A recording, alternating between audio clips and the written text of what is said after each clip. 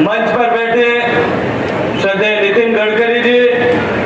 आदरणीय वसुंधरा जी, आदरणीय राजेंद्र सिंह जी, भारतीय जनता पार्टी के प्रदेश अध्यक्ष आदरणीय सीपी जोशी जी,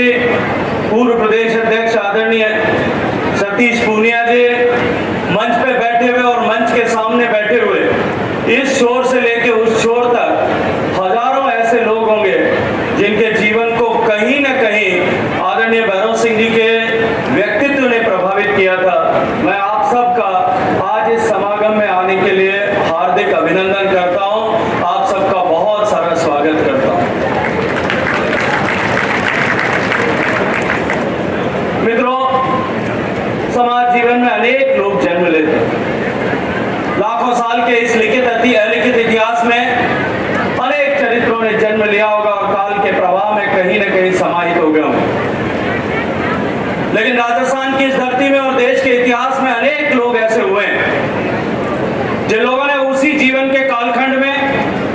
अपने पुरुषार्थ से, अपने व्यक्तित्व के ओज से, अपने चरित्र से और अपने कर्तृत्व से ऐसा अपने आप को कालजयी बनाया कि सदियां बीत जाने के बाद में भी आज हम सम्मान के साथ में उनका नाम लेते हुए उनका जब भी स्मरण करते हैं तब रोंगटे हमारे खड़े हो जाते हैं।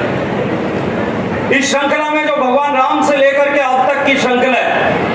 अनेक लोगों का हम स्मरण कर सकते हैं। लेकिन आज जब श्रद्धेय भैरव सिंह जी शेखावत साहब की जन्मशती का अवसर है और हम उनकी पुण्यतिथि पर उनको श्रद्धांजलि देने के लिए यहाँ सब एकत्रित आए, मैं ये मानता हूँ कि वो जो अध्याय है, जिस अध्याय में इतने लाखों हजारों लोगों के नाम लिखे गए हैं, उस अध्याय में एक और नाम आज स्वर्णाक्षरों से अंकित हो गया है। और आज ये विशाल उपस्थिति मैं देख रहा था, गंगानगर के खखा इलाके से लेकर के बकासर के रतन सिंह जी तक और सुदूर पूर्वी राजस्थान से लेकर के और दक्षिणी राजस्थान तक के कोने कोने से ऐसे लोग जो बिना किसी बुलावे के, बिना किसी आग्रह के, बिना किसी निमंत्रण के केवल और केवल अपने अजीज नेता, अपने प्रिय नेता जिसने उनके जीवन को प्रभावित किया,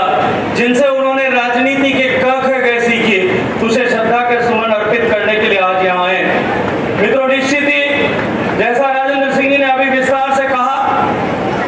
कि किस तरह से भैरव सिंह जी ने राजनीति की क ख ग अनेक लोगों को सिखाई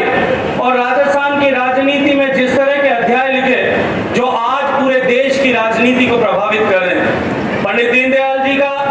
जो मंत्र था कि हम गरीब को गणेश मानकर उसकी सेवा करें,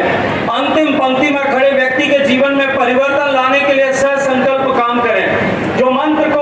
अपने जीवन में आत्मसात कर श्रद्धेय भैरव सिंह जी ने जिस तरह से प्रारंभ किया, आज भारत के माननीय प्रधानमंत्री नरेंद्र मोदी जी उसी मंत्र को आगे बढ़ाते हुए जीवन में गरीब के जीवन में परिवर्तन लाने के लक्ष्य को लेकर के समर्पित सरकार का नेतृत्व कर रहे हैं। मित्रों, लेकिन राजस्थान में जिस तरह के हालात हैं, हम सबको आज यहाँ बाबोसा की श्रद्धांजलि सभा में इस शताब्दी वर्ष के अवसर पर हम सबको यहाँ संकल्प करने की आवश्यकता है और बाबोसा को सच्ची श्रद्धांजलि देने के लिए हम सब लोग जो यहाँ एकत्रित आए, हम सबको आज यहाँ से संकल्प कर जाने की आवश्यकता है कि आगामी 2023 में जब चुनाव होगा तब हम बाबोसा को श्रद्धांजलि देते हुए हम सब लोग एक बार फिर राजस्थान